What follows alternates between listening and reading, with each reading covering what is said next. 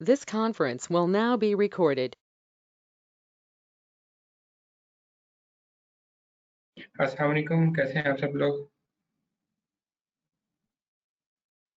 वालेकुम अस्सलाम जी। अल्लाह का शुक्र है सर, आप ठीक हैं?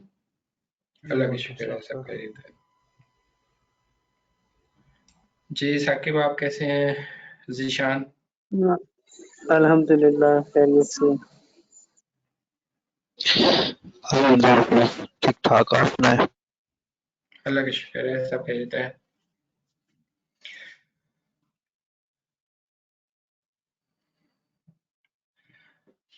अच्छा जी, आज हम बेसिकली अपना सेशन प्रॉपर स्टार्ट करते हैं। कल तो सिर्फ एक हमारा इंट्रोडक्शन था जिसमें हमने थोड़ा सा ओवरव्यू लिया था चीज़ों का, ठीक है? तो उससे आगे आज हम बेसिकली कंटिन्यू करते हैं। आज हम कोशिश करेंगे हमारी थोड़ी सी बेस बन जाए जिसमें हमें थोड़ा सा आइडिया हो जाए कि हमारे पास फिजिकल इंफ्रा किस तरह से काम कर रहा होता है, ठीक है? उसके बाद हमारे पास वर्चुअल इंफ्रा किस तरह से काम करता है और फिर क्लाउड बेसिकली हमें किस तरह से यहाँ पे सर्विसेज प्रोवाइड कर रहा है, ठीक है? तो इस पर जो आपके सामने स्लाइड है इसमें बेसिकली हमने डिस्कस किए हुए इसके प्री रिक्विजिट्स क्या हैं जो आपको इस कोर्स के लिए रिक्वायर हो। सबसे पहले आपको विंडोज सर्वर का बेसिक लेवल का नॉलेज होना चाहिए कि विंडोज सर्वर है क्या, किस तरह से काम करता है। देन आपको लिनक्स सर्वर का बेसिक नॉलेज होना चाहिए कि लिनक्स सर्वर क्या है, किस तरह से वो काम कर रहा होता है। उसके बाद आपको वर्चुअलाइजेशन का आइडिया होना चाहिए कि वर्चुअलाइजेशन होती क्या है, किस तरह से वर्किंग करती है। देन आपके पास नेटवर्किंग का बेसिक नॉलेज होना चाहिए कि आईपी एड्रेसिंग क्या होती है, सबनेटिंग बेसिकली होती क्या है, हम क्यों यूज कर रहे होते हैं। तो उम्मीद है आप लोगों को इस चीज़ का आइडिया है पहले। अगर नहीं है तो अभी आपको मैं थोड़ा सा इसका आइडिया करवा देता हूँ ताकि आपकी जो एक बेस बन जाए यहाँ पे, ताकि आपको आगे इसमें किसी किस्म की कोई परेशानी ना हो, ठीक है? तो उसके लिए अगर हम बेसिक लेवल पे, बिल्कुल बेसिक लेवल पे रहते हुए अगर हम बात करें तो अगर हम कंपोनेंट्स की बात करते हैं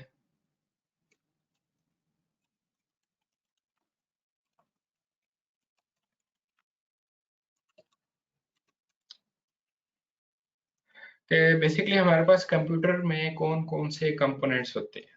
अगर हम जनरली बात करें तो यहाँ पे हमें 2 डिफरेंट टाइप्स के कंपोनेंट्स नजर आते हैं जब भी हम कोई कंप्यूटर की बात करते हैं, चाहे वो हमारा डेस्कटॉप कंप्यूटर हो, लैपटॉप हो या कोई और हो, ठीक है ना? तो उसमें पहले हमारे पास क्या होता है, हार्डवेयर,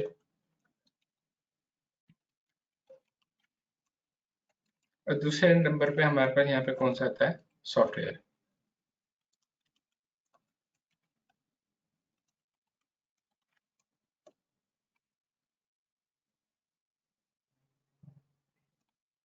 ठीक है, अगर हम हार्डवेयर की बात करते हैं तो बेसिकली हमारे पास हार्डवेयर में क्या होता है, इसकी अगर हम बात करें तो दो आपको बेसिकली इसमें चीजें नजर आएंगी। फर्स्ट को हम क्या कहते हैं, डेस्कटॉप, या हमारे पास लैपटॉप होता है, या हमारे पास सर्वर मशीन होती है,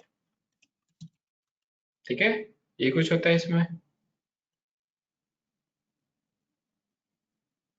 सब लोग मेरे साथ है ना? Yes sir. ओके ओके, बस थोड़ी सी मुझे इनपुट देते रहना आप लोगों ने ताकि मुझे पता चले कि आप लोग यहीं पे ही हैं। जब भी हम कोई डेस्कटॉप परचेज करें, लैपटॉप परचेज करें या हम सर्वर मशीन परचेज करें तो उसमें बेसिकली क्या होता है, हमारे पास उसमें प्रोसेसर होता है, उसमें हमारे पास रैम होती है, उसमें हमारे पास मदरबोर्ड होता है, उसमें अगर हम बात करें तो हार्ड डिस्क होती है, उसमें अगर हम बात करें तो नेटवर्क कार्ड होता है, एंड बला बला बला बला, इसमें ग्राफिक कार्ड और बाकी सारी चीजें आ जाती है आपके पास, ठीक है? तो हार्डवेयर में आपको ये मिलता है। अब आपने एक हार्डवेयर तो परचेज कर लिया, अब जाहिर सी बात है आपने उस हार्डवेयर को यूज करना है। उसको यूज करने के लिए आपको क्या करना पड़ता है, उसमें सॉफ्टवेयर कोई ना कोई इंस्टॉल करना पड़ता है। सॉफ्टवेयर की अगर हम बात करें तो उसमें आपके पास ऑपरेटिंग सिस्टम आ जाता है। ऑपरेटिंग सिस्टम फिर आपके पास दो किस्म का होता है, एक simple Windows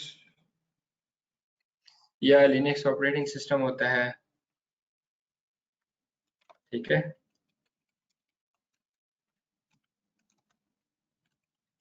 Linux client OS, ठीक हो गया।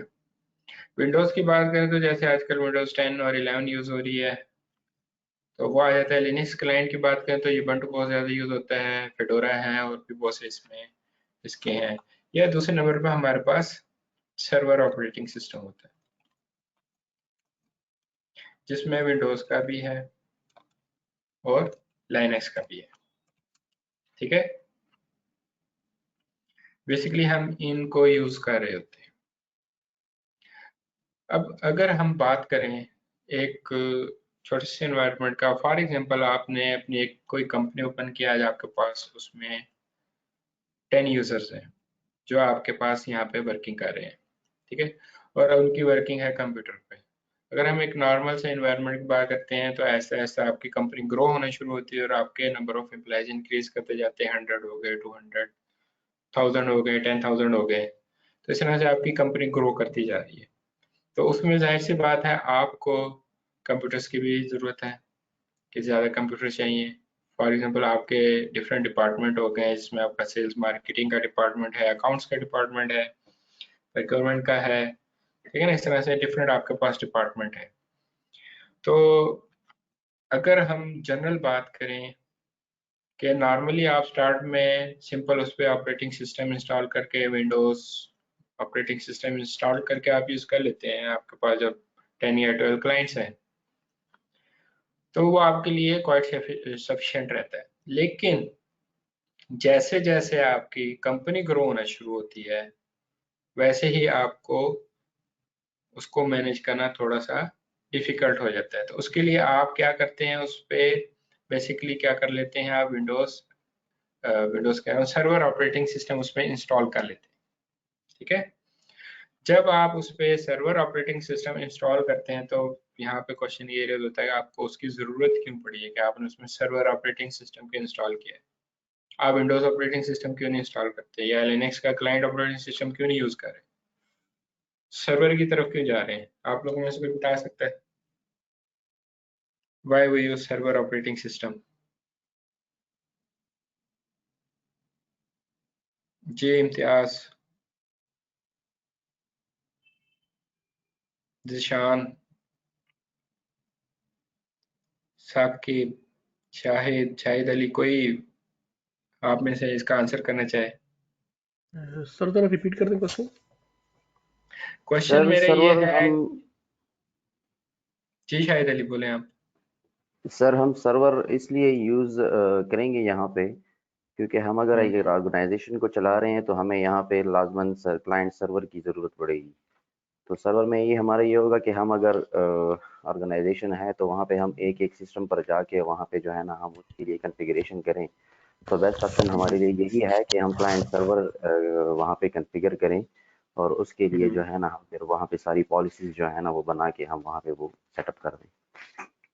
ठीक है, ये तो आपने डिटेल में बता दिया। अगर आप इसको एक सेंटेंस में समराइज करना चाहें तो आप किस तरह समराइज करेंगे?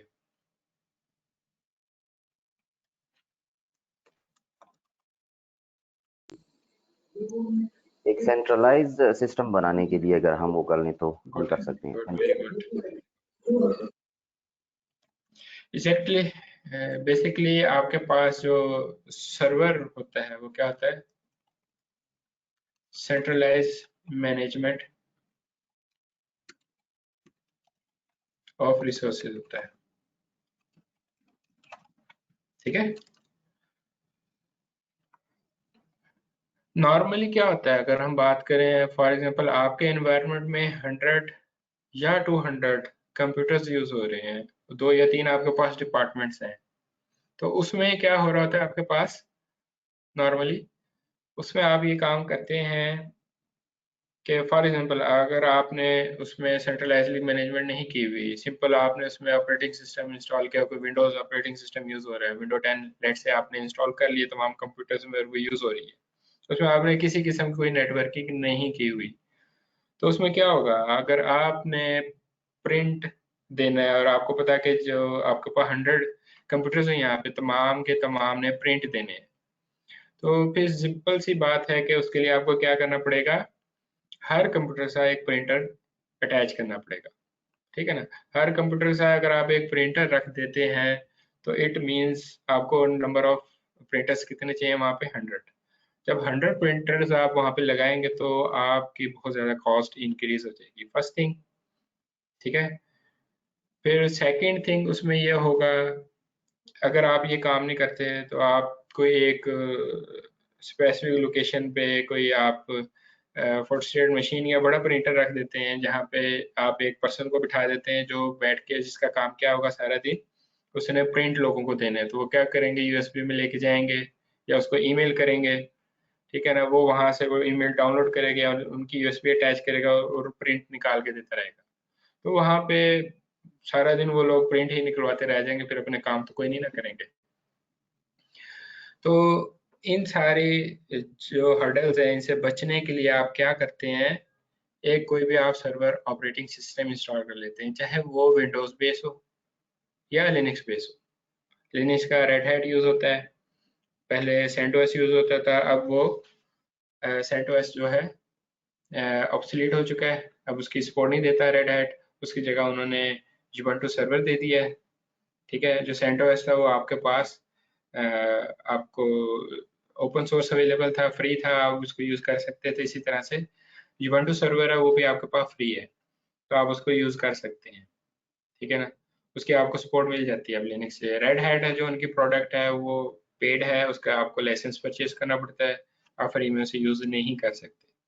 जो सेंटोस होता था वो same to same ditto copy होता था आपके रेड हैट सर्वर का, ठीक है। इसी तरह से उन्होंने ये अब फंक्शन सारे जुबंटू सर्वर में आपको प्रोवाइड कर दिए हैं, ठीक है। तो आप उनमें से कोई भी यूज कर सकते हैं, या विंडोज सर्वर यूज करें।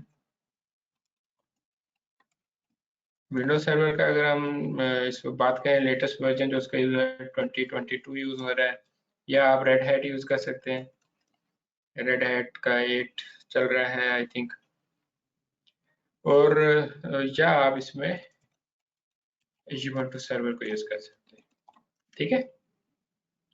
तो वो आप इंस्टॉल करेंगे, उस पर आप क्या करेंगे, फिर एक्टिव डायरेक्टरी सर्विसेज इंस्टॉल करेंगे। एक्टिव डायरेक्टरी सर्विसेज इंस्टॉल करने के बाद वहाँ पे आप अपने यूजर्स को मैनेज कर सकते हैं, अपने रिसोर्सेज को मैनेज कर सकते हैं। रिसोर्सेज में क्या आ जाता है, आपके चाहे वो प्रिंटर्स हैं, आप क्या करें, अगर आपके फॉर एग्जांपल 3 डिपार्टमेंट्स हैं आपके ऑफिस में, तो आप हर डिपार्टमेंट में एक नेटवर्क प्रिंटर रखते हैं, और वो उस डिपार्टमेंट में जितने भी नंबर ऑफ यूजर्स हैं, चाहे वो 50 है या 100 है या 1000 है, उनको उस प्रिंटर के साथ अटैच कर दें, तो वो सारे क्या करेंगे, अपनी सीट पर बैठे ही उस पर प्रिंट दे देंगे और अपना प्रिंट वहां से कलेक्ट कर लेंगे। तो आपके इसमें टाइम सेविंग बहुत ज्यादा है और लोग इजीली अपना वर्क भी कर सकते हैं, ठीक है। Excuse me sir. जी जी। सर आपने एक्टिव डायरेक्टरी की बात की, तो जी सर जी एक्टिव डायरेक्टरी तो जैसे सर्वर में हमारे साथ आती है, वहीं पे जो है ना हम इसको जो है ना इंस्टॉल कर सकते हैं इस सर्विस को। लेकिन मैंने एक बिल्कुल। बंदे से ये सुना कि क्या हम एक्टिव डायरेक्टरी जो है ना सर्वर के अलावा भी ये परचेज कर सकते हैं? जी, आपको क्लाउड में भी डायरेक्ट मिल जाती है एक्टिव डायरेक्टरी, वहां पे आपको इंस्टॉल करने की जरूरत नहीं होती। सॉरी सर, समझ नहीं आई। मेरा क्वेश्चन ये था कि सर्वर विंडो में तो एक्टिव डायरेक्टरी हमारी सर्विसेज हमारे पास होती है, वहां से हम ये हाँ सर्विस जी। जो है ना वो इंस्टॉल कर सकते हैं। तो क्या जी जी। हम अलग से भी एक्टिव डायरेक्टरी जो है ना वो परचेज की जा सकती है, जो कि अलग से इसमें जो है ना वो इंस्टॉल की जा सके? अलग से आपकी क्या मुराद है, थोड़ा एक्सप्लेन करें अपने क्वेश्चन को, मतलब कि फिर मैं जैसे आपको बताता जैसे कि सर हम विंडो सर्वर जो है ना हम लेते हैं, खरीदते हैं, हूँ। जी परचेज जी। करते हैं। रजिस्टर्ड वर्जन अगर हम लेते हैं तो हमें परचेज करनी होगी डेफिनेटली। तो इसी हम्म। तरीके से क्या एक्टिव डायरेक्टरी भी हमें अलग से परचेज करनी होती है? नहीं नहीं, ये बेसिकली जो एक्टिव डायरेक्टरी होता है वो रोल होता है सर्वर का, ठीक है। उसमें आपने सिंपली सर्वर जब इंस्टॉल करना है विंडोज सर्वर, उसमें आपने एक्टिव डायरेक्टरी के रोल को इंस्टॉल कर देना है। उसमें आपके पास मल्टीपल रोल्स होते हैं, वहाँ पे आपने वेब सर्वर बनाना, उसका अलग से रोल है। उसमें आपने सर्टिफिकेट अथॉरिटी सर्टिफिकेट इशू करने हैं जिस बेस पे यूजर वहाँ पे लॉग इन कर सके, उसके लिए MCA उसमें इंस्टॉल कर लेते हैं रोल और उसको यूज कर लेते हैं, ठीक है ना, उसको सर्टिफिकेट अथॉरिटी बोलते हैं।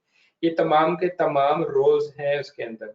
जब आप कोई लाइसेंस परचेज करते हैं किसी सर्वर का, तो ये ऑलरेडी उसमें आपके पास सारे जितने भी रोल्स हैं वो आप उनको यूज कर सकते हैं। आपने बेसिकली उस सर्वर का लाइसेंस परचेज करना है, उसमें यूज होने वाले रोल्स का लाइसेंस परचेज नहीं करना, वो सारे के सारे आपको उसमें मिल जाएंगे, ठीक है, श्योर क्लियर सर, है? Thank you very much. Thank you sir, okay बिल्कुल। ओके। तो इसी तरह से जैसे विंडोज में आप ये सारे काम कर सकते हैं, इसी तरह से आप लिनक्स में भी ये काम कर सकते हैं। अगर आप उनका रेड हैट यूज कर रहे हैं या यूबंटू सर्वर यूज कर रहे हैं, उसमें भी आप एक्टिव डायरेक्टरी उनकी सर्विसेज होती हैं वो आप इंस्टॉल कर सकते हैं और उसको यूज कर सकते हैं, ठीक है। तो उसके थ्रू फिर आपके पास डिफरेंट सर्विसेज वहाँ पे मिल जाती है, फाइल शेयर है, प्रिंट शेयर है और डिफरेंट वहाँ पे वैरायटी ऑफ सर्विसेज हैं या रोल्स हैं जिनको आप यूज कर सकते हैं और उनको आप एक ही जगह से, एक ही सेंट्रल लोकेशन से उन सबकी मैनेजमेंट कर सकते हैं।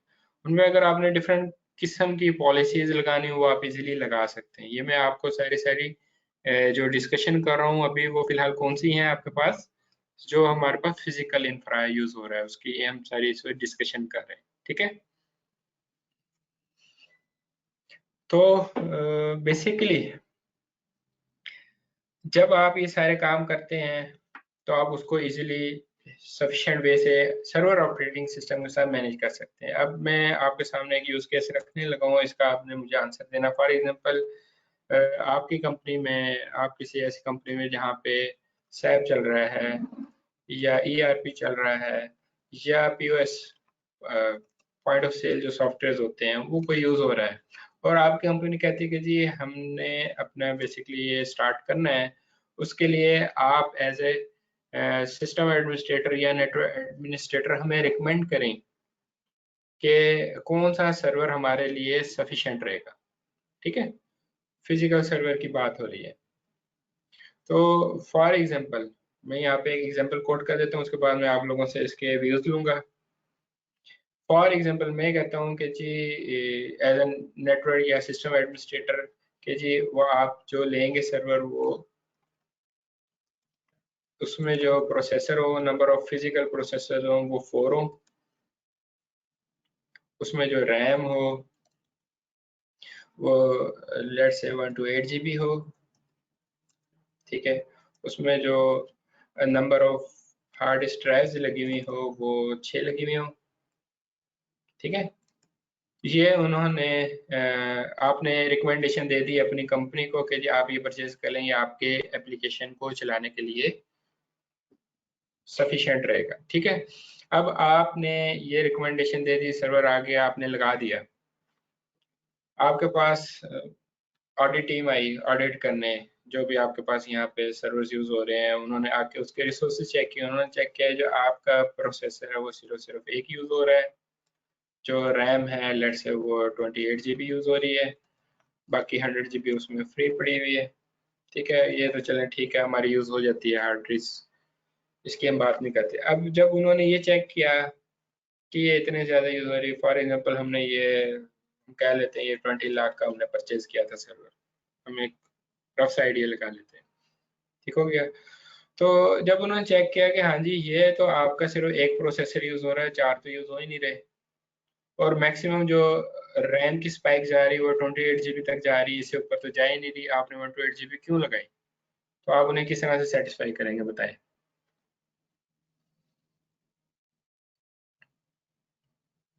जी हैदर अली, कोई आंसर कर सकते हैं इसका?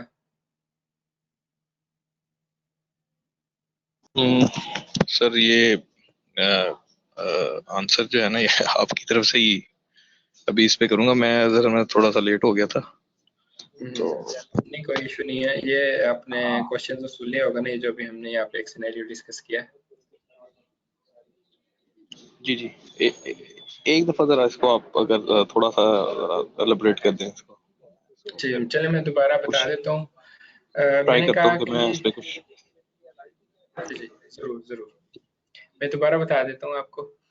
मैंने कहा कि हमारी कंपनी, हम किसी कंपनी में एज ए नेटवर्क एडमिनिस्ट्रेटर या सिस्टम एडमिनिस्ट्रेटर बैठे हुए हैं, वहाँ पे कंपनी में सैप या ईआरपी या पीओएस डिप्लॉय होने जा रहे हैं। ठीक है, ये कोई एक सॉफ्टवेयर है जो वो डिप्लॉय करने जा रहे हैं हमारी कंपनी वाले, और वो हमसे कहते हैं हमें रिकमेंडेशन दें कि हमने इसके लिए एक सर्वर मशीन परचेज करनी है, उसमें हार्डवेयर हमारे पास कितना कितना होना चाहिए। मैं एज ए सिस्टम एडमिनिस्ट्रेटर उन्हें ये रिकमेंडेशन देता हूँ कि जी उसमें फिजिकल प्रोसेसर 4 लगे हुए हों, रैम हो 128 GB, ठीक है, और हार्ड डिस्क ड्राइव उसमें 6 हों। तो वो मुझे, लेट से हम एक रफ आइडिया लगा लेते हैं 20 लाख का, वो हमें एक सर्वर परचेज करके दे देते हैं जिसमें ये जो भी हमने उन्हें रिकमेंडेशन दी है, ठीक है ना, इतनी रैम हो, इतने इसमें प्रोसेसर हो। तो जब ऑडिट टीम हमारे पास आती है ऑडिट करने सर्वर्स का, तो वो ये देखती है कि जी हमारा एक से कभी ज़्यादा इसमें प्रोसेसर यूज़ नहीं हुआ, ठीक है, जो वो हमसे रिपोर्ट्स इसकी गेन करती है। और रैम, मैक्सिमम जो रैम कंज्यूम हुई है वो 28 GB हुई है। वो हमसे ये क्वेश्चन करती है कि आपने इतना महंगा सर्वर क्यों परचेज करवाया है? तो आप उसको क्या आंसर करेंगे, किस तरह सेटिस्फाई करेंगे? सर इसके लिए पहली चीज तो ये है कि अभी जो रिक्वायरमेंट है कंपनी की वो तो ये है, लेकिन ठीक है। आफ्टर सम इयर्स मतलब लाइक यूजर्स बढ़ जाएंगे, क्या कहते हैं, बिजनेस और एक्सपैंड होता है, तो उसके लिए हमें फिर बिल्कुल। मजीद जो है ना ये रिसोर्सेज अवेल करने पड़ेंगे। तो एज अ जस्टिफिकेशन तो उनको मैं यही बताऊंगा कि मैंने इसलिए किया है कि हमारी आगे सर्विसेज मजीद इनहेंस होनी है, मजीद चीजें जो है ना इस पर डिप्लॉय होनी है, तो इस वजह से ना वेरी वेरी गुड। ये वाला सर्वर जो है ना हमने रिकमेंड किया है इसके लिए। जी जी, वेरी गुड। तो मेरे ख्याल में तो सर मेरा ठीक तो हो गया। आंसर यही है, क्योंकि एज अ लाइव एनवायरनमेंट में जो मैं प्रीवियस कंपनी में काम करता रहा हूँ, हमारे पास ईआरपी डिप्लॉय था, तो हमने अब ईआरपी जो है ना अपना मूव किया था क्लाउड पे। तो उस पे जो सही, हमारी गुड है। टोटल कॉस्ट आ रही थी ना सारी, वो तकरीबन कह लें कि अराउंड अबाउट 18 to 20 lakhs आ रही थी। हम्म। तो हाँ जी, अब नॉर्मली इतनी आ जाती जी जी, तो अब तो खैर मैं वहां से स्विच कर गया था, तो आई थिंक सो उन्होंने अपना डिप्लॉय कर लिया है वो। तो है। It's just like same scenario, मुझे कुछ सिमिलर लग रहा था, तो मैंने उसके अकॉर्डिंगली आपको जो है ना आंसर इसका किया है, ये रिक्वायरमेंट। ठीक है। ठीक है, अभी मैं बाकियों से भी रिव्यू ले लूँ, फिर मैं आपसे दोबारा एक क्वेश्चन करूँगा इसके जी अगेंस्ट जी जो जी जी आपने सर, प्लीज प्लीज। जस्टिफिकेशन दी है ना। जी, इनके अलावा कोई और, शायद अली आप अगर इसका कोई आंसर देना चाहें।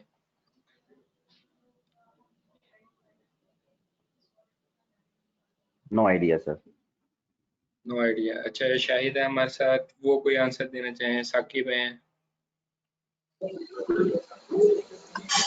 बेसिकली यही है कि इन फ्यूचर हमारी requirement according to the necessary या एप्लीकेशंस के अकॉर्डिंग या इसी तरह के इनहांस होती है अगर कंपनी में कोई, तो इस पर्पस के लिए हम फिर इसको यूज़ करते हैं, या जिस टाइम हमारे तमाम यूज़र इसको एक्सेस करेंगे तो एट दैट टाइम कि उसके प्रोसेसर कितना यूज़ हो रहा है और रैम कितनी यूज़ हो रही है, इस पर्पस के लिए आई थिंक सो। आपने तो सर सेम ही आंसर दिया ना जो हैदर अली ने बताया। जी सर, मेरे ख्याल में कैलकुलेशन ही इसलिए रॉन्ग हुई है। ये जो मिस्टेक हमारी अपनी निकलेगी कि हमने सजेस्ट ही गलत किया है। मतलब हमें टेक्निकली पहले एसेस करना चाहिए था पूरा कि कितने यूजर्स और कौन कौन सी ऐप को मिनिमम क्या रिक्वायरमेंट है और कितनी बैंडविड्थ यूज होगी, सारा चेक करके हमें प्रपोज करना चाहिए था। फिर हमारे पास तो कोई रीजन ही नहीं होना चाहिए। ये बाकी लोग काइंडली म्यूट कर लें। हैदर अली, आप भी काइंडली म्यूट कर लिएगा। जी शाहिद, बात करें। जी सर। हेलो जी जी, बात करें। सर, मेरे ख्याल में ये जो मिस्टेक है ना वो तो हमारी अपनी है, हमने सजेस्ट ही गलत किया है ये। मतलब हमने प्री असेसमेंट हमारी सही रही नहीं है, तो ये तो हाँ जी, एक हंड्रेड क्वेश्चन 100% क्वेश्चन मिस्टेक है। मेरा, शाहिद क्वेश्चन मेरा यहाँ पे ये, हमने जो सजेशन देनी थी वो दे दी है। अब हमने अपनी ऑडिट टीम को किस तरह से इसमें जस्टिफाई करना है? जस्टिफाई करने के लिए सर ये है कि जिस तरह इन्होंने जो हैदर ने बात की है कि इन जी फ्यूचर जी। अगर हमें एक्सपेंशन चाहिए, हमें ये कुछ वही, उसके अलावा तो कोई रीज़न बनता ही नहीं है ना। मतलब हमारी फिर वेस्ट ही होगी फिर, अगर हमने अगर एनहेंसमेंट ही नहीं करनी तो फिर हमें इन चीज़ों की ज़रूरत ही नहीं है। ठीक है, नहीं गुड है। सर, अच्छा जी, अब जी सर, मैं एक बात कहना चाहूँगा यहाँ पे सर। देखें, किसी भी कंपनी में जब हम सर्वर डिप्लॉय करते हैं, लाइक जैसे भी ERP हो गया, SAP हो गया, और इसके अलावा भी होता है सर्वर, तो फॉर बिल्कुल टाइम के साथ साथ सर एक मशीन जो है ना वो कह लें कि उसकी लाइफ होती है सर, वो भी आहिस्ता आहिस्ता कम होती है। एग्जैक्टली तो सर कम होती हमने जी सर हमने उस चीज को भी देखना होता है कि हमारी ये जो मशीन है ये अगले 5 साल 10 साल कितनी वर्किंग करेगी, और इस पे हम कितना मजीद लोड डाल सकते हैं। और जब प्रोसेसर भी आपको पता है अपग्रेड हो जाते हैं टाइम के साथ साथ, अब तो बड़े रैपिडली चेंज हो रही है टेक्नोलॉजी। तो जी इस जी हवाले से रिक्वायरमेंट हम अगर देखें तो हमारी 5 ईयर 10 ईयर्स की प्लानिंग होनी चाहिए ड्यूरिंग सच डिप्लॉयमेंट। तो मैं तो कहूँगा कि सर हाँ, कि ये मैक्सिमम 5 ईयर प्लानिंग लेके चल रहे होते हैं। इसमें ये सारे सिनेरियोज को इतने डेप्थ में जाने की जरूरत नहीं है अभी। ठीक है। बस एक ओके ऊपर सर। लेवल पे रहते हुए हम डिस्कशन करेंगे।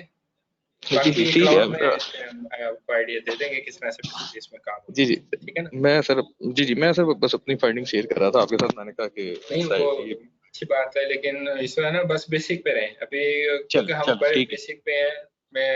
क्योंकि जो यहाँ पे ज़्यादातर ऑडियंस है वो इतनी ज़्यादा नॉलेज नहीं रखती। आपका तो नहीं माशाल्लाह ठीक है काफ़ी सर, ऑल एक्सपीरियंस है राइट। इसमें, आईटी में। ठीक है ना? नहीं sir, no no issue sir, thank you, no problem.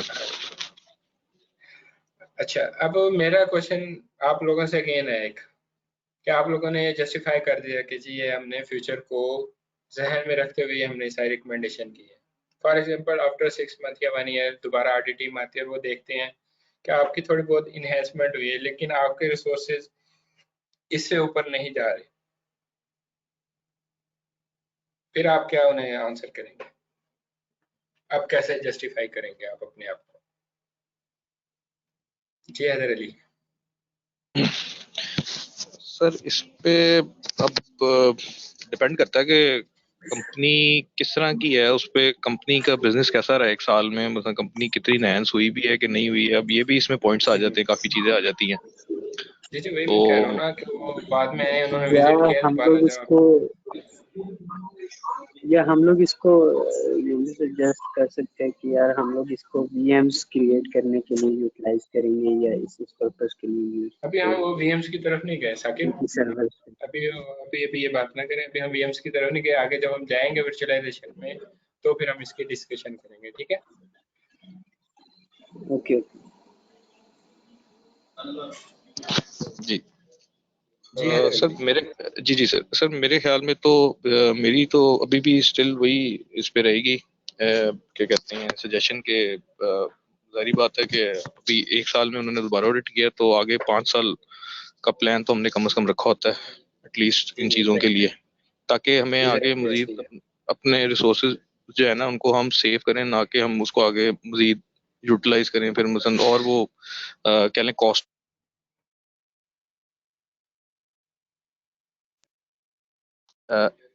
एक दफा की कॉस्ट है सर, जो मल्टीपल कॉस्ट है, I think this will be a much better कि आप एक दफा की कॉस्ट उस पे कर लें। तो ठीक है, वो आप मैं सब ठीक करें, लेकिन उस वक्त जो ऑडिट टीम आई हुई होती है ना, आपको पता है आपने ऑडिट करवाए होंगे, तो जी हमारे सर, लिए काफी टफ हो जाता है जस्टिफिकेशन देना। उसमें वो यही कह रहे होते हैं कि हाँ जी अपने इतने ज्यादा के रिसोर्सेज दिए हैं, आप यहाँ पे 48 GB या 64 GB रैम क्यों नहीं आपने ले ली, 128 क्यों लिया? बात तो ये आ रही ना। बिल्कुल ये भी बात है सर, ठीक कह रहे हैं तो प्रोसेसर आपने 2 क्यों नहीं लिए, 4 क्यों लिए? फॉर द बैक हो सकता है सर एक प्रोसेसर में काम कर रहा हो या रैम में कोई इश्यूज हो तो सर नहीं, बैकअप के तौर पे हम यूज करते हैं। हार्डवेयर सब ओके है, हार्डवेयर का कोई इशू नहीं है। ठीक है?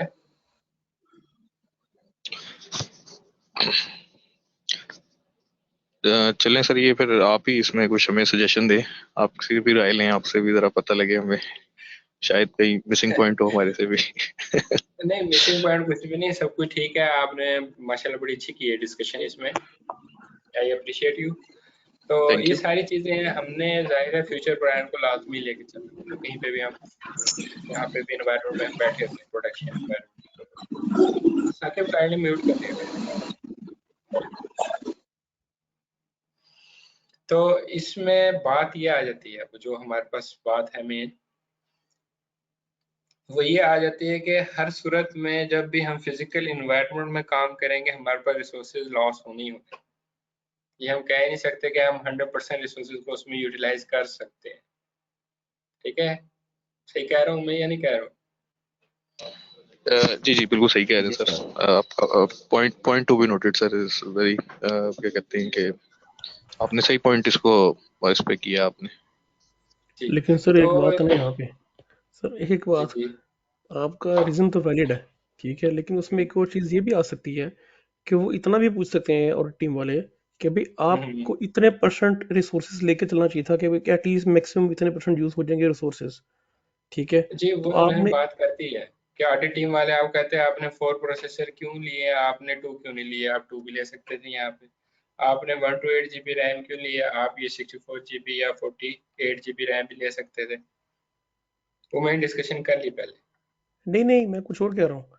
जिस जी तरह जी आपने कहा बताए। है ना कि देखिए आपने जो रीज़न दिया ना अभी, हम्म कि जरा आप अपना आंसर जरा दोबारा रिपीट करें, फिर मैं बताता हूँ मेरा क्वेश्चन क्या है इसमें से। मैंने ये आपको बताया था कि ऑडिट टीम वाले आफ्टर 1 ईयर जब दोबारा आते हैं ऑडिट करने, फर्स्ट टाइम आपने जस्टिफाई कर दिया है, उन्हें सेटिस्फाई करके भेज दिया है। वो नेक्स्ट टाइम दोबारा आते हैं, वो देखते हैं कि ठीक है आपके इन्हेंसमेंट हुई है, आपके नंबर ऑफ यूजर्स इंक्रीज हो गए या आपके नंबर ऑफ क्लाइंट्स इंक्रीज हो गए हैं यहाँ पे, लेकिन वो स्टिल आपका प्रोसेसर एक ही यूज हो रहा है और रैम आपकी 28 GB मैक्सिमम यूज हो रही है। वो फिर कहते हैं भाई आपने 128 GB क्यों ली है, 64 या 48 GB क्यों नहीं ली, ये 4 प्रोसेसर क्यों लगवाए हैं सर्वर में, 2 क्यों नहीं लगवा लिए, आपने जो इतना महंगा सर्वर परचेज किया है क्यों किया है। नहीं नहीं सर, आंसर मतलब आपने जो रीज़न दिया वो मैं ये कह रहा हूँ कि हम्म। आपने क्या आंसर दिया अभी, यानी कि इस चीज़ का आंसर। मैंने इस सारे सिनेरियो का ये आंसर दिया है आप लोगों के, आप जितने भी रिसोर्सेज इसमें यूटिलाइज कर लें आपके पास रिसोर्सेज लॉस होने ही होने हैं। ये आप ये नहीं कह सकते आप 100% ये तमाम रिसोर्सेज कंज्यूम कर लेंगे। फिजिकल ठीक है। इन्वायरमेंट की बात हो रही है, ठीक जी है। जी सर, एग्रीड एग्रीड सर। उसमें आपके लॉस होने ही होने हैं, क्योंकि देखें फिजिकल जब हम इन्वायरमेंट की बात कर रहे थे उसका मतलब है आपके एक सर्वर मशीन पे सिर्फ सिर्फ एक सॉफ्टवेयर या ऑपरेटिंग सिस्टम यूज हो सकता है, एक से ज्यादा नहीं हो सकता एक टाइम। ठीक है, जी सर। पॉइंट समझ आ रहा है? जी सर।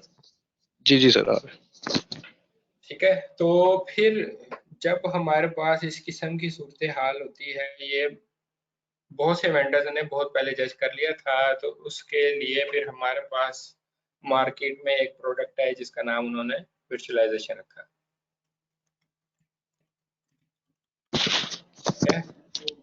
जी जी सर, एग्जैक्टली। वर्चुअलाइजेशन में आपके पास जितने भी नंबर ऑफ हार्डवेयर रिसोर्सेज होते हैं आपको, आप बहुत अच्छे और सफिशिएंट वे में उनको यूज कर सकते हैं। आप एक वक्त में एक से ज्यादा उस पर ऑपरेटिंग सिस्टम या सर्वर मशीन्स कह लें उसमें रन कर सकते हैं। ठीक है, उसको हम वर्चुअल के एनवायरनमेंट में वर्चुअल मशीन कह रहे होते हैं। ठीक हो गया। उसमें फिर आपके पास जितने भी नंबर ऑफ फिजिकल प्रोसेसर्स हैं उनको कंज्यूम कर सकते हैं। फॉर एग्जांपल एक एप्लीकेशन के लिए एक चाहिए है, आपके उसमें 4 लगे हुए, तो आप इसका मतलब है उसके ऊपर मैक्सिमम 4 एप्लीकेशन एक वक्त में रन कर सकते हैं। ठीक हो गया। इस तरह से अगर आपने रैम इतनी लगाई हुई है तो वो आप हर एप्लीकेशन के अगेंस्ट या आप हर सर्वर के अगेंस्ट या आप हर वर्चुअल मशीन के अगेंस्ट उसको उस हिसाब से मैनेज कर सकते हैं। बात समझ आ रही नहीं आ रही? जी बिल्कुल। जी सर। गुड है। तो यहाँ पे फिर हमारे पास 2 डिफरेंट काइंड की बेसिकली वर्चुअलाइजेशन आपको नजर आती है। एक को हम सॉफ्टवेयर बेस्ड वर्चुअलाइजेशन बोलते हैं और दूसरे को हम हार्डवेयर बेस्ड।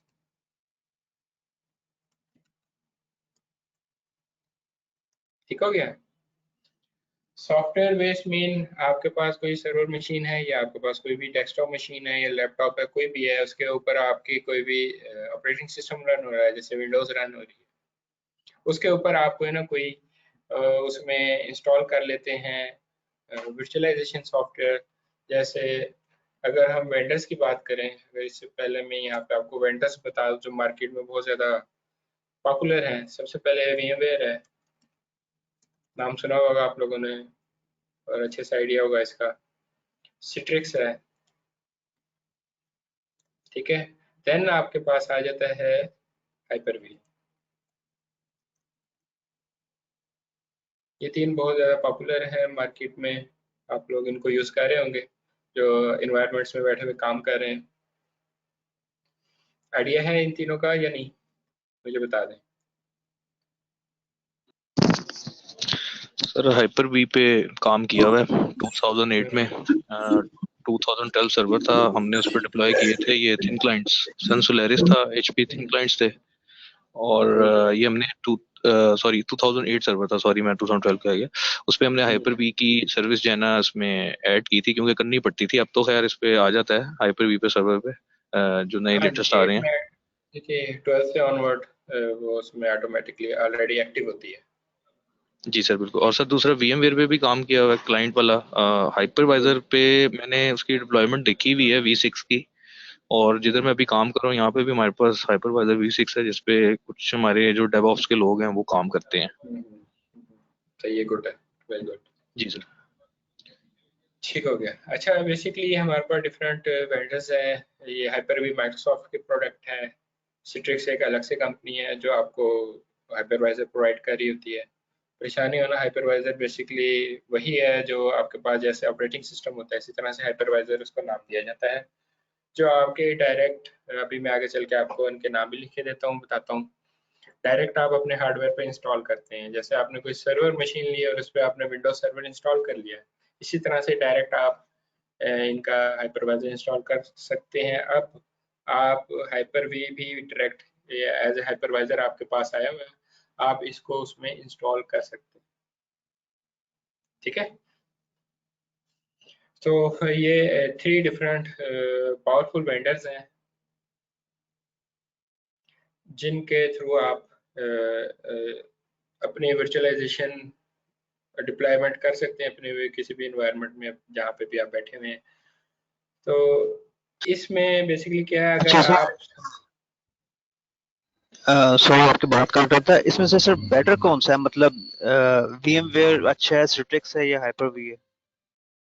देखिए, अगर आप इसके कंपैरिजन करेंगे तो जो हमने देखा हुआ है, जहाँ हमने डिप्लॉयमेंट्स की हुई या हमने जाके देखा हुआ है, सिट्रिक्स और VMware बहुत ही स्मूथ आपको सर्विसेज प्रोवाइड करते हैं। इवन के अगर मैं बात करूँ, अगर 10 साल पहले मैंने कहीं पे डिप्लॉयमेंट की है VMware की, वहाँ पे उनका हाइपरवाइजर हमने डिप्लॉय किया है और उस पर उनके सर्वर्स हमने चलाए हैं, तो आज तक वहाँ पे किसी किस्म का कोई इशू नहीं आया। सिवाय सिवाय हार्डवेयर के उनको ज़रूर इशू फेस हुए हैं कि उनका हार्डवेयर ज़रूर डाउन हुआ है किसी न किसी रीज़न से, लेकिन हाइपरवाइजर कभी उनका इशू नहीं किया। उसके अंदर चलने वाली वर्चुअल मशीन है जो उनकी, वो उन्होंने कभी इशू नहीं किया।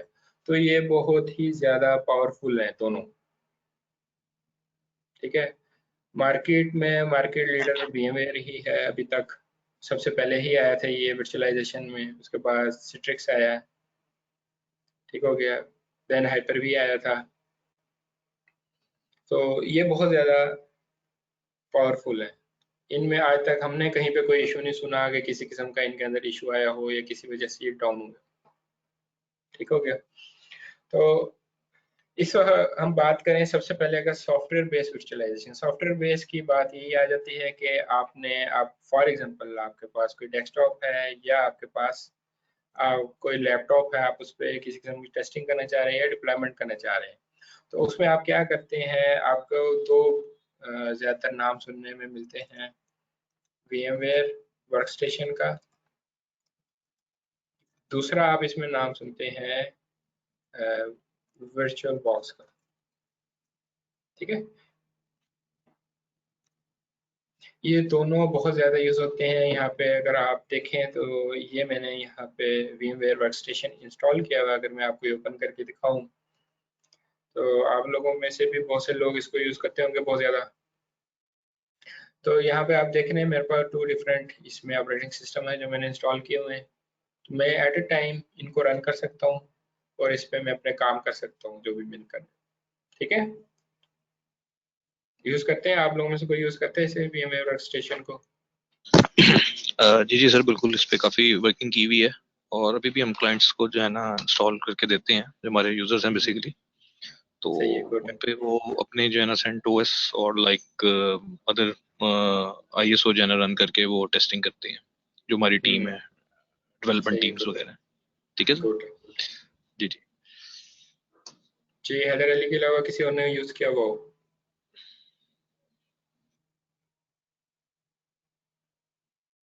जी, doctor Asim Faiz.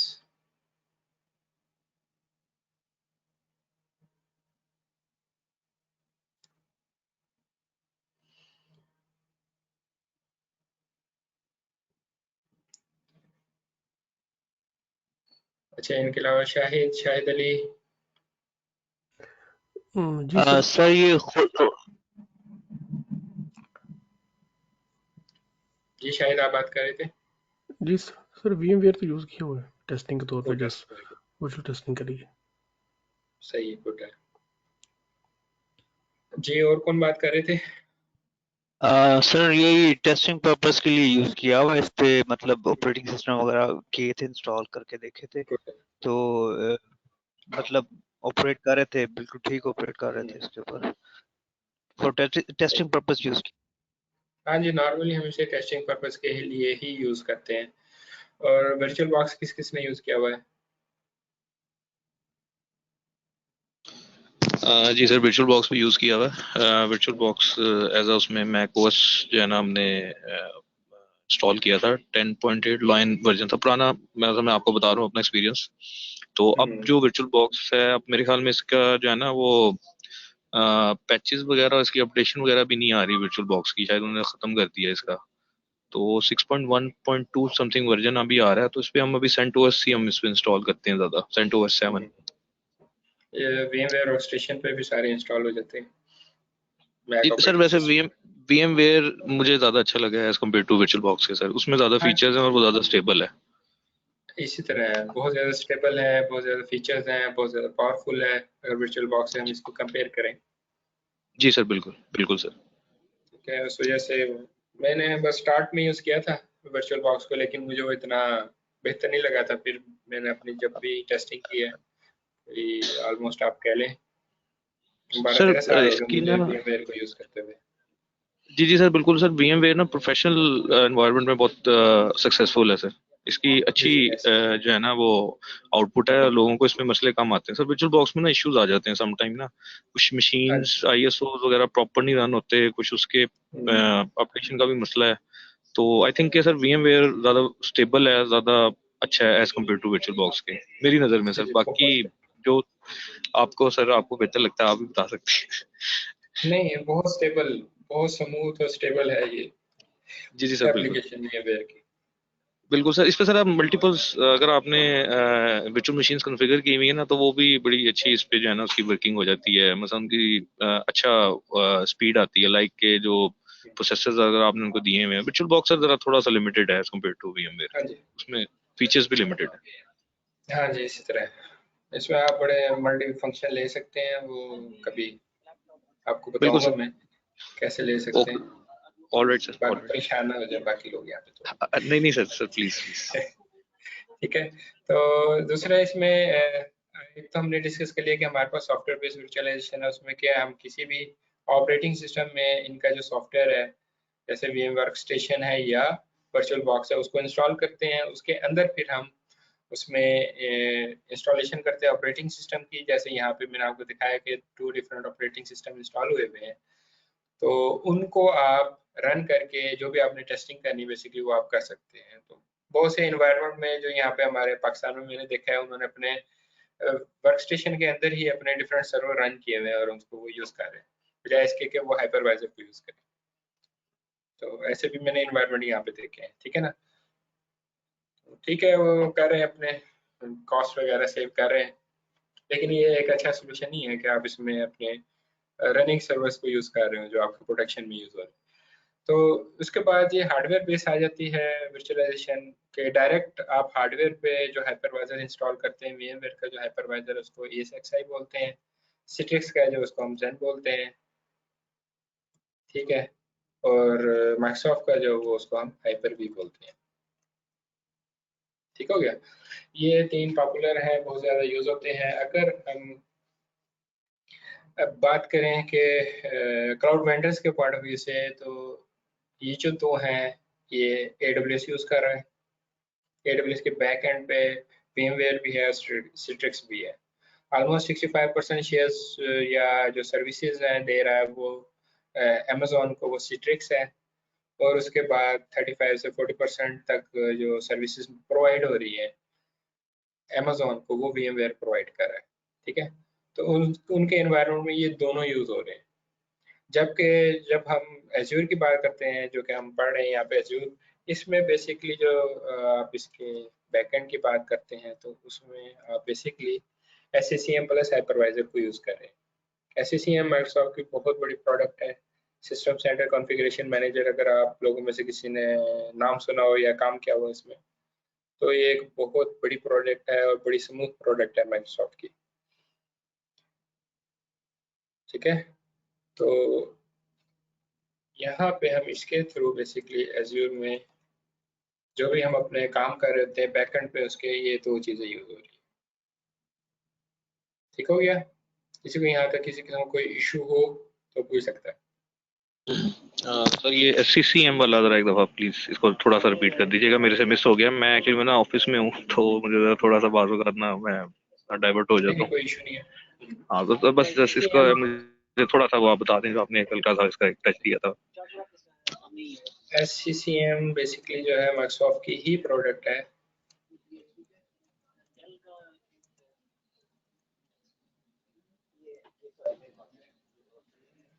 Okay, alright. ठीक हो गया। सिस्टम स्टैंडर्ड कॉन्फ़िगरेशन मैनेजर काम किया हुआ आपने इस पे? सर मैंने माइक्रोसॉफ्ट की जब सर्टिफिकेशन की थी तो उसमें आपको याद होगा कि एक वर्चुअलाइजेशन की आई थी इनकी सर्टिफिकेशन, मैंने वो की थी, तो उसी में ये भी थी system centre configuration manager SCCM। तो सर तभी मैंने इस पे किया था, लेकिन उसके बाद ज्यादा ये वर्किंग नहीं हुई इस माइक्रोसॉफ्ट की ठीक है, गुड है। ये माइक्रोसॉफ्ट की बहुत बड़ी प्रोडक्ट है, बहुत ज़्यादा यूज़ होने वाली प्रोडक्ट है माइक्रोसॉफ्ट की। बहुत बड़े इन्वायरमेंट्स में हम इसको यूज़ कर रहे होते हैं, ठीक है ना। तो इसकी भी अल्हम्दुलिल्लाह डिप्लॉयमेंट की मैंने 2014 में, और अब जो इसका लेटेस्ट नेम है वो MECM है,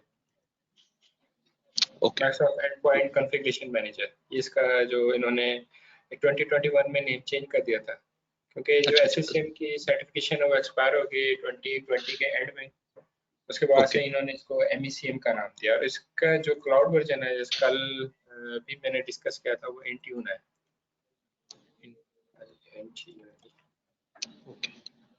और इसका भी इन्होंने नेम चेंज कर दिया, Intune का एंडपॉइंट मैनेजर कर दिया। ओके। SCCM सर इन्होंने खत्म कर दी इसकी सर्विसेज जो हैं, अब ये MECM आ गया। ओके जी एग्जैक्टली ऐसे ही है। ऑलराइट। लेकिन ये इसको ये अब ये जो प्रोडक्ट है SCCM कह लें आप इसको, या MECM कह लें, ये प्रोडक्ट माइक्रोसॉफ्ट की अब सिर्फ बैकएंड प्रोडक्ट रहेगी।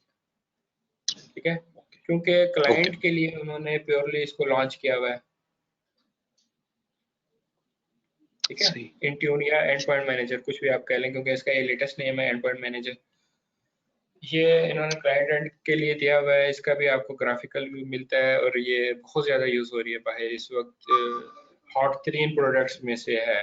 अगर आप USA की बात करें या UK की बात करें, यहाँ पे बहुत ज़्यादा यूज़ हो रही है Intune, और यहाँ पे बहुत ज़्यादा ट्रेनिंग दे चुका हूँ मैं इसकी Intune की। अच्छा, चले सर इसकी भी लेंगे आप सर ट्रेनिंग। जरूर मोस्ट वेलकम। जी सर। अभी यहाँ पे 2 स्टूडेंट पढ़ के गए हैं UK, उन्होंने भी जाने से पहले उनको कहा गया था कि ये आप करके आए माइक्रोसॉफ्ट 365 और Intune। उन्होंने कहा था इसकी बहुत ज़्यादा यहाँ पे डिमांड है। ठीक है, तो ये बहुत ज़्यादा यूज़ हो रही है, इसमें बहुत अच्छी मैनेजमेंट है इनकी। इवन कि आप अपनी मोबाइल डिवाइसेस को भी इसके थ्रू मैनेज कर सकते हैं बड़े इजीली। बहुत अच्छा इजी प्रोडक्ट बनाई है उन्होंने, इसका इंटरफेस बहुत इजी है। आप जस्ट सम स्टेप्स हैं, आपने बस क्लिक करना है और आपकी वो कॉन्फ़िगरेशन ओके होगी। ठीक है, ऑलराइट तो ये थोड़ा सा ओवरव्यू था इनकी प्रोडक्ट्स का। प्लस अब हमने जैसे कि बात की वर्चुअलाइजेशन की, वर्चुअलाइजेशन जब हम डिप्लॉयमेंट करने जाते हैं तो उसमें फिर सबसे बड़ा हमारे सामने होता है जिसको हम डीआर बोलते हैं। DR stand for disaster recovery.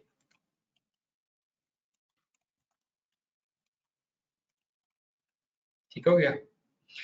ये आपके सामने बहुत बड़ा चैलेंज होता है। वो आपने अपने एक से ज्यादा सर्वर रन तो कर दिए वर्चुअल एनवायरनमेंट में। जब आपके पास आपके जाहिर सी बात है जितने भी सर्वर्स होते हैं यहाँ पे सारे के सारे बहुत ज्यादा इंपॉर्टेंट होते हैं। आप ये नहीं कह सकते आपको कोई सर्वर बस ऐसे बराए नाम आपने चलाया हुआ है अपने प्रोडक्शन इन्वायरमेंट में। तो जब इन एनी केस किसी किस्म का कोई डिजास्टर है, कोई फेलियर हो गया, आपका कोई हार्डवेयर फेलियर हो गया, सर्वर डाउन हो गया, देन क्या होगा? ठीक है ना, कोई पावर फेलियर हो गया देन क्या होगा? उसमें भी चांसेस हैं आपके सर्वर डाउन हो जाएंगे। उस सूरत में आप क्या करेंगे, कोई बता सकता है? जी शाहिद, शाहिद अली।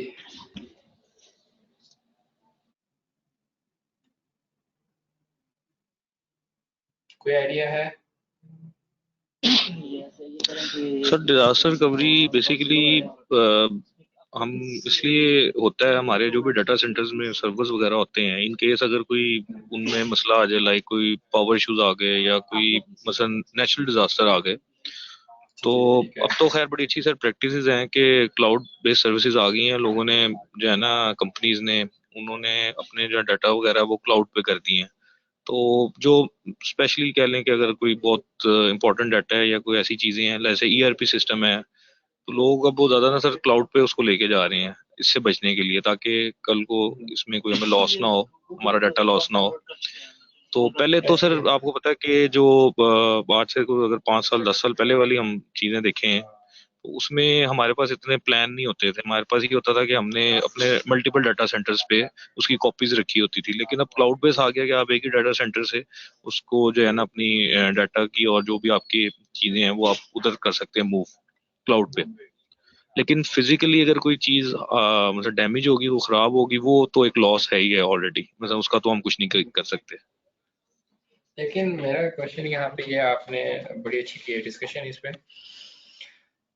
क्वेश्चन ये है, फिर मैं थोड़ा सा आपकी बात को भी एक्सपेंड करूंगा। जी जी क्वेश्चन सर ये प्लीज। है कि आपका अगर किसी रीजन से सर्वर डाउन हो जाता है, कोई उसमें पावर फेलियर हो गया, कोई उसका हार्डवेयर फेलियर हो गया, आपका सर्वर डाउन हो गया, उसमें आपके बहुत इंपॉर्टेंट 2 या 3 सर्वर चल रहे थे, हम्म। ठीक है, देन क्या होगा? चांसेस है ना, इसमें भी चांसेस है कि आपकी सर्विसेज डाउन हो सकती आ, सर बिल्कुल आप सही कह रहे हैं इस पे। एक सिनेरियो हमने मतलब कह लें कि मेरे साथ भी हुआ है। मैं प्रीवियस है। जो ठीक है। जॉब थी, उसमें हमारा जो डीसी था, डोमेन कंट्रोलर, वो बैठ गया था, लाइक के मतलब वो डाउन हो गया था। तो हमारे पास फिर उसके लिए एडिशनल डोमेन कंट्रोलर है, हमने फिर उस पर अपनी सर्विसेज मूव की थी, लेकिन उस पर भी हमें थोड़े से मसले मसाइल आए थे। लेकिन हमारे यूजर्स काफी डिस्टर्ब रहे हैं, फिर एक दिन हमें लग गया था उसको सारा ओवरऑल कैचअप करते हुए सारी चीजें। हाँ जी, वो ये तो जरा हमें जाहिर थोड़ा सा, टाइम लग जाता है। जी, जी सर, ये एग्जैक्टली एक सही है। इशू आया था। तो अच्छा जी, बाकी सर डॉक्टर अगर आसिम। फिजिक दूसरा पावर फेलियर वगैरह अगर इस तरह की चीज हो जाए और कोई डैमेज हो जाए, कोई डिजास्टर हो जाए, तो उस पे अब कंपनी टू कंपनी चीज वेरी भी करती हैं। लेकिन मेरे ख्याल में आजकल लोग ज्यादा जो है ना, अपने मेन सर्वर्स वो क्लाउड पे रख के चला देते हैं, ताकि उनको कोई ऐसा मसला ना हो कि इधर कोई मसला हो तो वो फिर सारे बिजनेस में इम्पेक्ट हो। सर मेरे ख्याल में ये मल्टीपल साइट्स पे अगर हम अपनी रिकवरी रखें बैकअप, तो वो इस सूरत उसका फ़ायदा हो सकता है इन केस ऑफ वो डिजास्टर। वो शायद मैं भी आपको वो सारी चीजें बता देता हूँ। जो आप बात करें मल्टी साइट का, उसका मैं आपको बता देता हूँ। ठीक हो जी गया। जी। अभी थोड़ी सी बात को हम एक्सपेंड करेंगे जो हैदर अली ने की है। अच्छा जी, डॉक्टर आसिम कह रहे हैं रेड होगा और high availability will be configure. ठीक है, हाई अवेलेबिलिटी अच्छा आपका आंसर है। बहुत अच्छा आपने आंसर किया आसिम। अच्छा, अब इसमें ये है, अगर हम अपने बात करें स्टार्ट में, जब हमारे पास फिजिकल इंफ्रा होता था कि हमारा अपना डेटा सेंटर है, तो हम क्या करते थे, डिजास्टर रिकवरी से बचने के लिए हम उसका सेम एक रेप्लिका खड़ा करते थे उससे कुछ दूर, कुछ फासले पे, ठीक है। वो एक पूरे का पूरा रेप्लिका होता है जो हमारा डाटा सेंटर वहां पे चल रहा है। अब लेकिन उसमें ये था अगेन, आपकी कॉस्ट बहुत ज्यादा इन्वॉल्व हो जाती थी, ठीक हो गया। जब आपकी कॉस्ट बहुत ज्यादा इन्वॉल्व होगी, फिर जाहिर सी बात है उसको उस हिसाब से आपको मैनेज भी करना पड़ता है। पूरे के पूरे आपके वहाँ पे रिसोर्सेज कंज्यूम होते थे। तो शायद आप ये बात कर रहे थे बेसिकली कि वो मल्टी साइट उसकी होती है, आप चाहे उसका एक रेप्लिका बनाए या एक से ज्यादा बना दें, ठीक हो गया।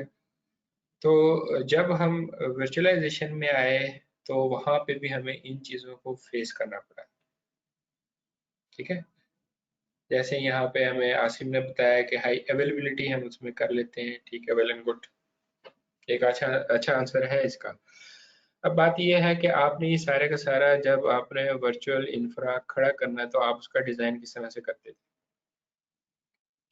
तो उसको बेसिकली हम जो मिनिमम रिक्वायरमेंट होती है वर्चुअल इंफ्रा जब आप क्रिएट करने जाते हैं, तो उसके लिए मिनिमम जो रिक्वायरमेंट होती है उसको हम 1/3 बोल रहे होते हैं।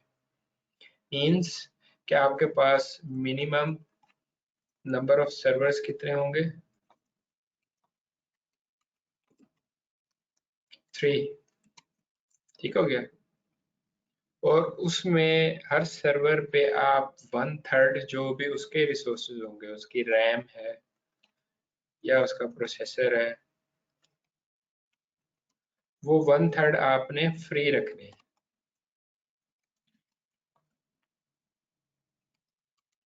ठीक है। बात समझ आ रही है। हमने उसके 1/3 जो भी रिसोर्सेज है, फॉर एग्जांपल अगर मैं बात करूं यहाँ पे, मैं कहता हूँ कि मेरे पास टोटल नंबर ऑफ रैम की अगर मैं बात करूँ तो फॉर एग्जाम्पल मेरे पास 1 to 8 रैम है और इसमें प्रोसेसर लगे हुए हैं फिजिकल 6, ठीक है। तो मैं क्या करूँगा, उसमें से अगर मैं कैलकुलेटर ओपन करूँ, 1 to 8 डिवाइडेड बाई 3, तो इसका मतलब है कि मुझे ऑलमोस्ट 43 GB रैम इसमें फ्री रखनी पड़ेगी, ठीक है। 43 GB या 44 GB या 45 GB आप कह लें, उतनी रैम मुझे इसमें फ्री रखनी पड़ेगी और 2 प्रोसेसर में इसमें फ्री रखूंगा।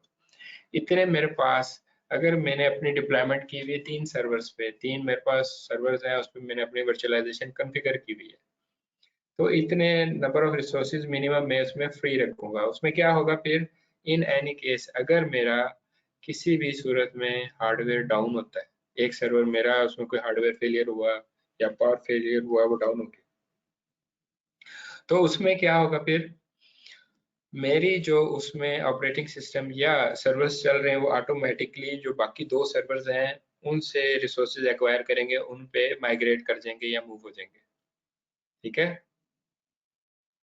बात समझ आ रही है। जी जी सर, बिल्कुल आ रही। जी शायद आपको क्लियर है। जी सर समझ आ गई। जी सर। गुड है जी। निशान आप बताएं।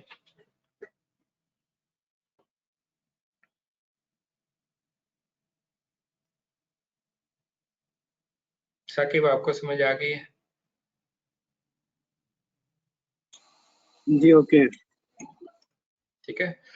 तो हम नॉर्मली इतने अपने नंबर ऑफ रिसोर्सेज उसमें फ्री रखते हैं जब अगर हमने वो डिप्लॉयमेंट की हुई अपने मिनिमम 3 सर्वर्स पे। तो उसमें अगर इन एनी केस अगर आप उसकी टेस्टिंग करें, हमने तो बड़ी टेस्टिंग की हुई है, बड़ा मजा आता था हमें जब हम ये टेस्टिंग करते थे। तो हम क्या करते थे, जानबूझ के ना एक सर्वर है उसके डाउन कर देते थे पावर, उसका पावर बटन प्रेस किया तो वो शट डाउन हो जाता था। तो उसमें फिर हम चेक करते थे, तो उसमें जब हम चेक करते थे तो हमें ये नजर आता था, पिंग लगाई हुई थी हमने, तो हम देखते थे सिर्फ और सिर्फ एक सिंगल पिंग ड्रॉप उसमें आता था। और आपके जो उसमें सर्वर चल रहे होते थे एक मशीन पे जो आपने डाउन किए, वो ऑटोमेटिकली बाकी मशीन्स पे शिफ्ट हो जाती थी। ठीक है, अब उसमें बेसिकली ये आपका सारा वर्चुअल सिनेरियो वर्क किस तरह से कर रहा होता है। उसमें अगर आप बात करें तो नॉर्मली हम अपने इन्वायरमेंट में सैन स्टोरेज को यूज कर रहे होते हैं। ठीक है, बात समझ आ रही है? तो जी सर आ रही है। गुड है। तो उसमें क्या होता था, सैन स्टोरेज में बेसिकली हमने हमारे जितने भी सर्वर्स ऑपरेटिंग सिस्टम की बात करें, या इसको हम वर्चुअल मशीन्स यहाँ पे कह रहे होते हैं, वर्चुअल मशीन्स की बात करें तो जो इनकी इंस्टॉलेशन होती है वो बेसिकली हमारे पास सैन पे हो रही होती है। वो उस सर्वर मशीन पे हमारी इंस्टॉलेशन नहीं होती, ना हम करते हैं।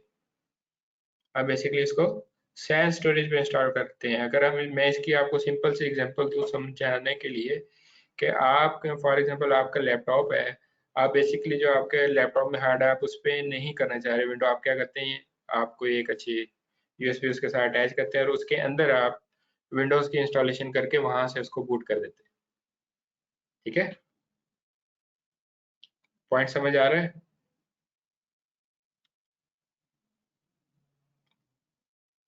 जी सर। सर रिपीट कीजिएगा। जी सर। जी साकिब, मैंने ये बात की है कि अगर मैं आप उसको बहुत सिंपल सी एग्जांपल दूं तो इसकी एग्जांपल ये बनती है कि आप बेसिकली ये चाह रहे हैं, आपके पास लैपटॉप है कि उसके अंदर हार्ड ड्राइव है, उसमें आप उसकी ऑपरेटिंग सिस्टम की इंस्टॉलेशन नहीं करना चाह रहे। आप क्या करते हैं, एक यूएसबी लगाते हैं अपने लैपटॉप के साथ और उसके अंदर ऑपरेटिंग सिस्टम की इंस्टॉलेशन कर देते हैं। वहां से वो क्या होगा, आपका ऑपरेटिंग सिस्टम चलेगा। यूएसबी लगाएंगे तो आपका ऑपरेटिंग सिस्टम चलेगा, अदरवाइज नहीं चलेगा। समझ आ रही है बात? जी जी सर आगे। जी सर आ रही गुड है, गुड है। तो सैन स्टोरेज बस यही है कि आपने बेसिकली जो उसके आपके सर्वर में हार्ड ड्राइव है या कुछ है, उसके ऊपर आप बेसिकली इंस्टॉलेशन नहीं कर रहे, आप सैन स्टोरेज पे इंस्टॉलेशन कर रहे हैं। तो इसमें आपका ऑपरेटिंग सिस्टम कहाँ पे इंस्टॉल है, सैन स्टोरेज पे है, वो आपके उसमें नहीं है।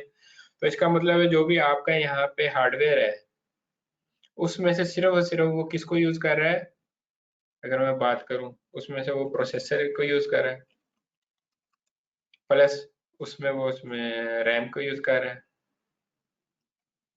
प्लस उसका वो नेटवर्क कार्ड को यूज कर रहा है।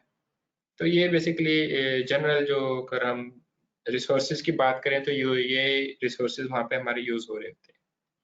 ठीक है, इतना पॉइंट क्लियर है आपको? है। जी सर क्लियर है। तो जब हम वर्चुअलाइजेशन की बात करते हैं तो वहाँ पे हम प्रोसेसर नहीं कह रहे थे, वहाँ पे हम इसको सीपीयू कह रहे थे। ठीक है, और रैम नहीं कह रहे थे, हम इसको मेमोरी कह रहे थे। और इसको हम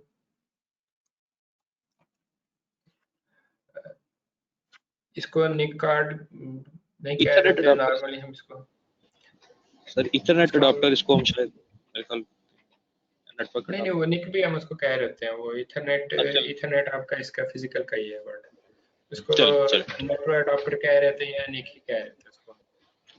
ऑल ठीक है, राइट। तो और चौथी अगर मैं यहाँ पे बात लिख दूँ, जैसे हम यहाँ पे हार्ड डिस्क ड्राइव की बात कर रहे थे तो हम इसको यहाँ पे स्टोरेज कह रहे होते हैं। तो बस ये बेसिकली वर्डिंग का हेर फेर है, बाकी चीज़ें वही है। यहाँ पे आपका प्रोसेसर था, ये सीपीयू हो गया, रैम थी, मेमोरी हो गई, निक कार्ड था, उसको हम नेटवर्क कार्ड बोल देते हैं यहाँ पे। ठीक है ना, हार्ड डिस्क ड्राइव वहाँ हम कहते थे, यहाँ हम स्टोरेज कह देते हैं। बस ये बेसिकली वर्ड्स का हेर फेर है और कुछ भी नहीं है यहाँ पे। तो आई थिंक यहाँ पे हम स्टॉप करते हैं, कल यहाँ से इंशाल्लाह आगे हम कंटिन्यू करेंगे और मैं आपको आगे बताऊंगा। बेसिकली अब हम उस पोजीशन पे आ गए कि हम आगे बताते हैं आपको क्लाउड, बेसिकली क्लाउड कंप्यूटिंग है क्या चीज़। ठीक है, तो ऑलरेडी 5 मिनट्स हमारे ऊपर हो चुके हैं, तो फिर इंशाल्लाह कल हम यहीं से आगे कंटिन्यू करेंगे। ठीक है, जी सर जरूर। अगर यहाँ तक किसी का कोई क्वेश्चन है तो वो मुझसे पूछ सकता है, फिर हम इसको वाइंड अप कर देते हैं। सर मेरा तो कोई क्वेश्चन नहीं है, मेरे तो जो सारे पॉइंट्स आपने क्लियर कर दिए थे साथ साथ। थैंक यू जी। और कोई? जी सर क्लियर है सर एक चीज़ मैंने कही थी, वो ईमेल एड्रेस मेरा मिल गया आपको? वो सर हेल को मैंने सेंड किया था, मैसेज किया था। चलो मैं उनसे कंफर्म कर लेता हूँ, अभी तो वो क्लास पढ़ा रहे होंगे, वो क्लास फ्री होते तो मैं उनसे पूछ लेता हाँ प्लीज़ उनसे पूछ लीजिएगा, क्योंकि मुझे अभी तक कोई मटेरियल वगैरह तो नहीं मिला अभी, तो आप ज़रा उनसे हूँ। डिस्कस कर लेना फिर। ठीक है, वो मैं आपको शेयर करवा दूंगा, नो वरीज। चलो thank you very much sir. Welcome जी। और कोई किसी का कोई क्वेश्चन हो?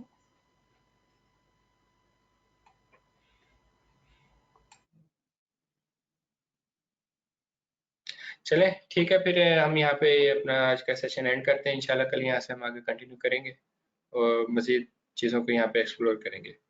ठीक हो गया? Okay sir, thank you. इंशाल्लाह। Okay thank you. ओके, अल्लाह हाफिज़।